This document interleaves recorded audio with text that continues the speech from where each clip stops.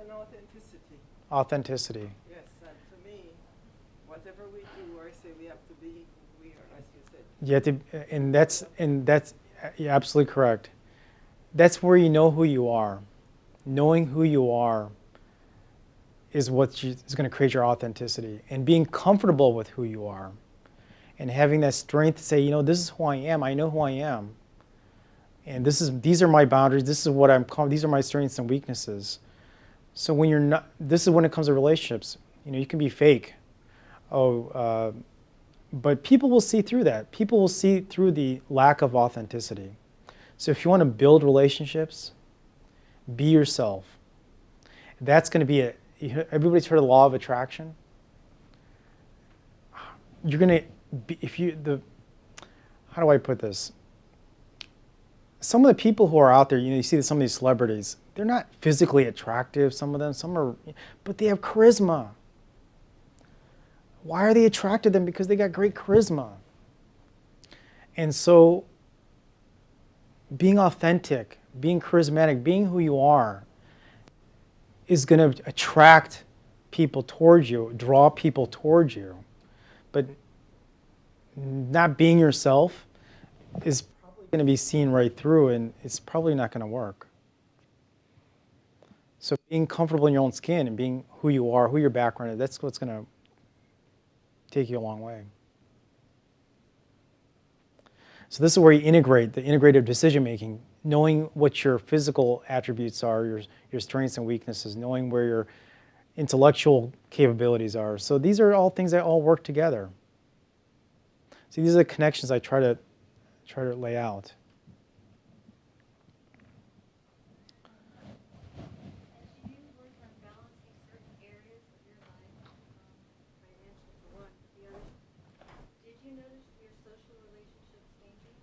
Absolutely. So the question is, as I was balancing my life, were my social relationships changing? Yes, they were. Because to be in a social relationship, you have to know you have to have a relationship with yourself.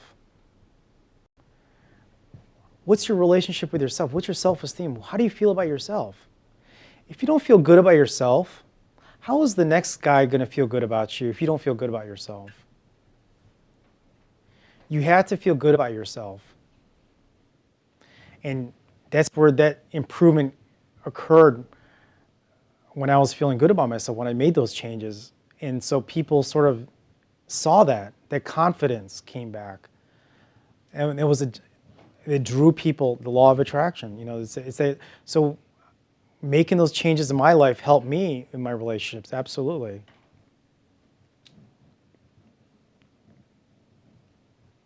So, so this is probably a surprise because, I'm going to get medical advice. But this is just beyond just medicine. And so this is what putting it all together is all about. Yes. Yes.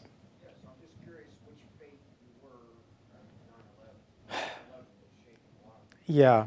Okay. Great question. So, my last name is Jain, and believe it or not, that's actually a religion. I was born into it. Not that I practiced it, but I was born into it. But I was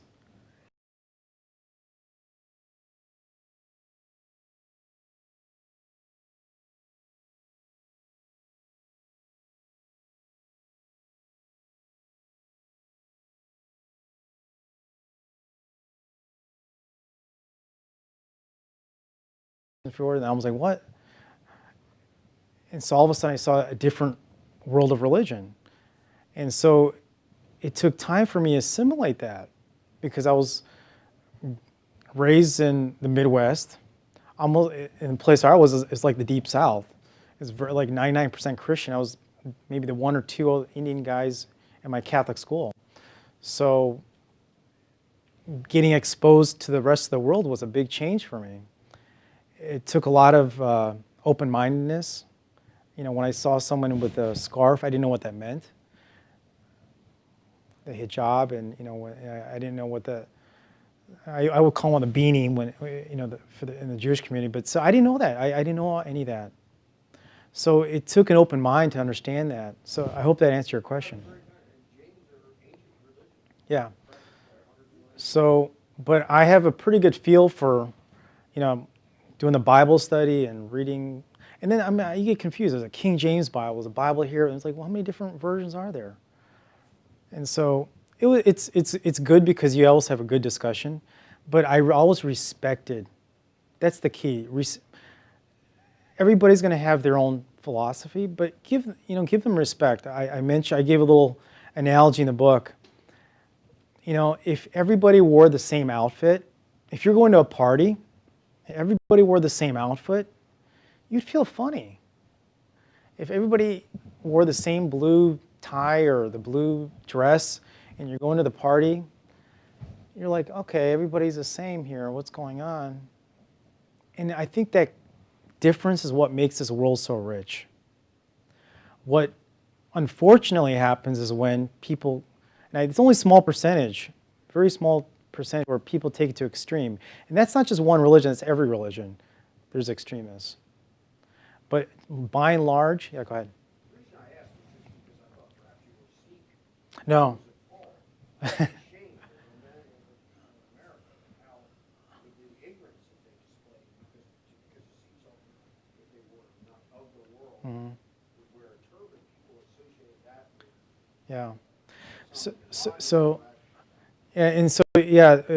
So that's one of the problems, and when it comes to religious tolerance, the people who have the hate, and I'm going to go back to currencies. You're expending all this energy, hating. Your blood pressure's going up.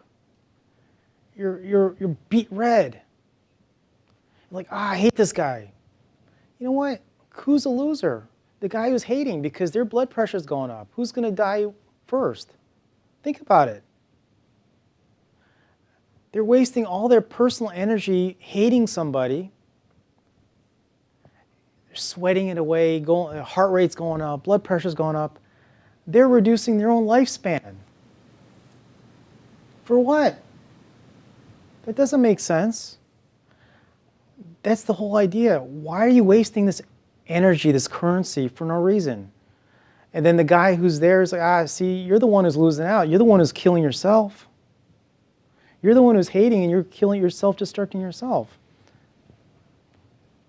So do you see the connections I'm making here?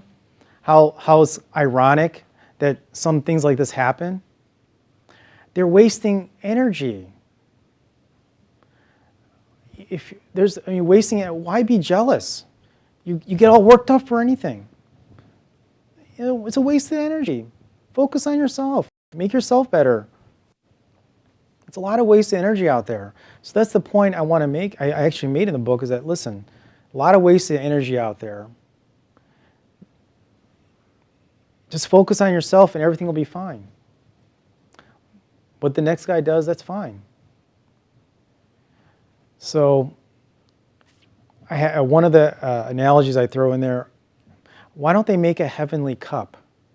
Have a round robin, the Jesus saints against the Shiva destroyers. The next round would be the Buddhist monks versus I forgot who the other thing I had in, but then have a grand. Why don't they just battle in heaven? Why are we having battles here in this world?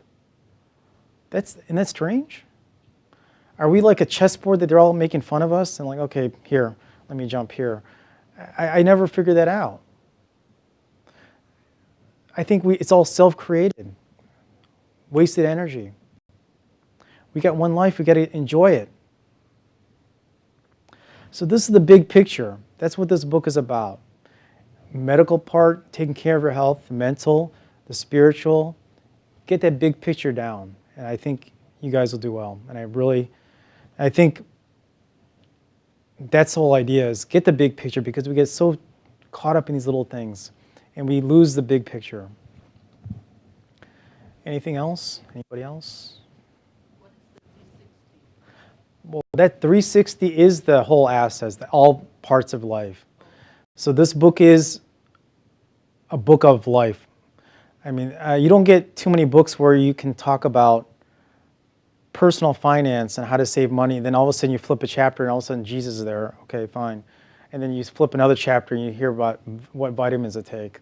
That's the book I wanted, and that's what I try to make in this book. You know, I'm going to lay it out in this chapter, this chapter, this chapter. Even if you don't like to read about it, it's on the next chapter. So if you want to go to it, go for it. That's why the 360, by the way.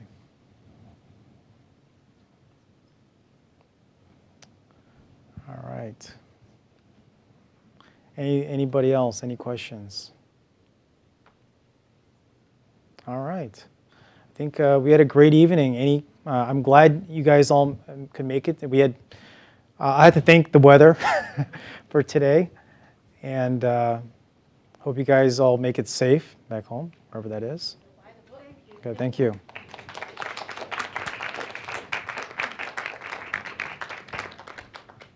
Oh, time is our most valuable resource. Didn't get to that. Thank you very much.